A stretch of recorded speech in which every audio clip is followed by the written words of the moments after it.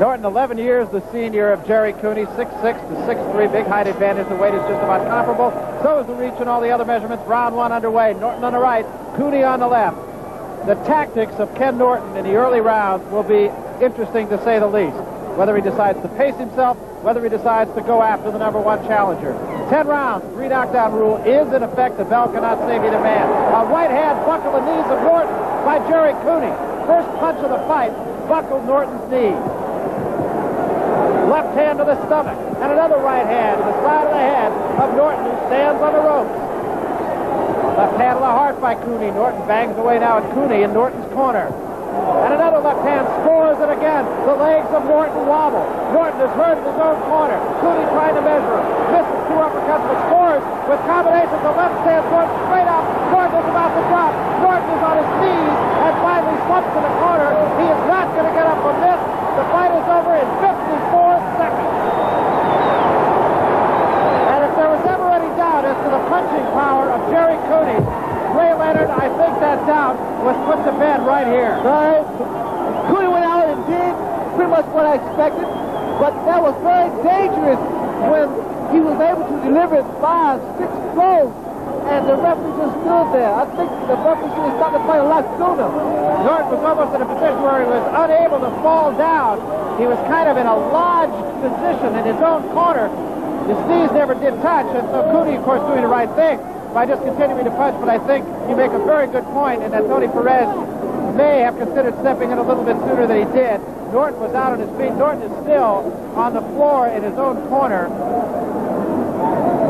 The first punch that hurt was the first punch of the fight, and it was a right hand that caught Ken Norton right on the side of the head. Well, I was going to make a comment earlier about Gerry Cooney not having his perspiration on his body, that he had not warmed up. But as we can see, he didn't need to warm up because he possessed so much strength, and I'm pretty sure this is going to silence a lot of the critics that Cooney has one hand. Jerry, how early in that round did you hurt him?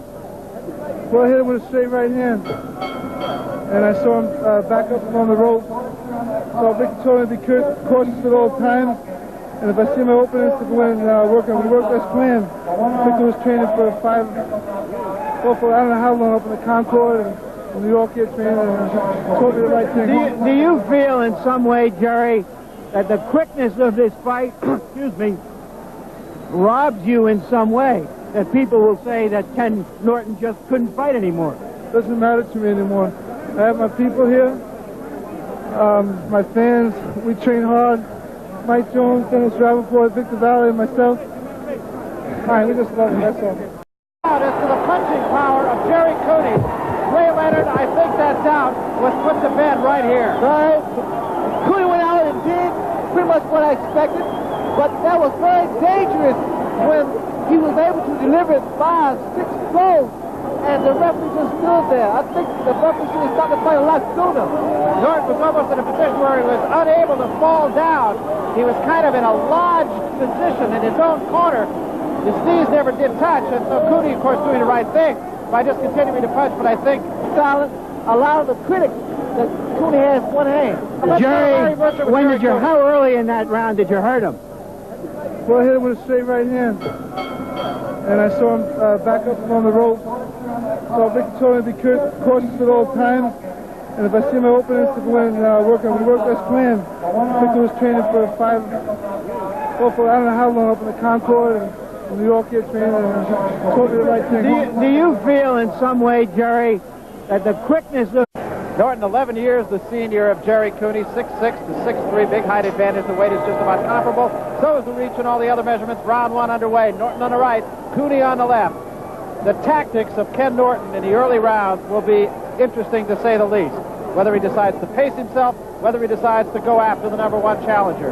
10 rounds, 3 knockdown rule is in effect. The bell cannot save either man. A right hand buckled the knees of Norton by Gerry Cooney. First punch of the fight buckled Norton's knee. Left hand to the stomach, and another right hand to the side of the head of Norton, who stands on the ropes. Left hand to the heart by Cooney. Norton bangs away now at Cooney in Norton's corner. And another left hand scores it again. The legs of Norton wobble. Norton is hurt in his own corner. Cooney trying to measure him. Misses two uppercuts, but scores with combinations of left hand going straight up. Norton is about to drop. Norton is on his knees and finally slumps in the corner. He is not going to get up from this. The fight is over in 54 seconds. And if there was ever any doubt, you make a very good point in that Tony Perez may have considered stepping in a little bit sooner than he did. Norton was out on his feet. Norton is still on the floor in his own corner. The first punch that hurt was the first punch of the fight, and it was a right hand that caught Ken Norton right on the side of the head. Well, I was going to make a comment earlier about Gerry Cooney not having his perspiration on his body, that he had not warmed up. But as we can see, he didn't need to warm up because he possessed so much strength, and I'm pretty sure this is going to